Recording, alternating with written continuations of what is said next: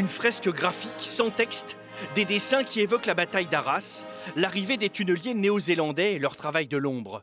Frédéric Loger découvre l'installation de son œuvre sur les murs de la carrière Wellington, lui qui a eu un parti pris, ne pas utiliser de couleur. C'est simple, on est à l'os, on est dans le graphisme pur, c'est du clair-obscur, voilà. Et puis j'adore le noir et blanc. En fait, j'ai du mal à lire même de la BD en couleur, donc je préfère le noir et blanc. Pas de texte pour que les visiteurs de toute nationalité puissent comprendre instantanément le récit. Mais il faut donc employer un style particulier afin de rythmer cette histoire. 24 000 hommes cachés en sous-sol, prêts à livrer un assaut fatidique. Travailler avec quelque chose d'assez simple, mais pas trop, juste ce qu'il faut, assez descriptif, mais pas trop, juste ce qu'il faut, et que ça puisse bien claquer. Parce que c'est quand même ça.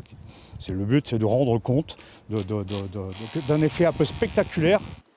Après avoir visité la carrière, ce fut une évidence pour Frédéric Loger. Il fallait écrire une bande dessinée sur la bataille d'Arras. C'est cet ouvrage qui a servi de base pour la fresque. Et la BD, c'est un médium qui est savant dans sa construction et un médium populaire permet de faire rencontrer ce récit on va dire à d'autres personnes. On n'est pas dans le roman, on n'est pas dans le livre d'histoire. Moi, je ne suis pas historien non plus. Donc ça reste un livre d'auteur. Une fresque à découvrir jusqu'en novembre prochain sur les murs de la carrière Wellington.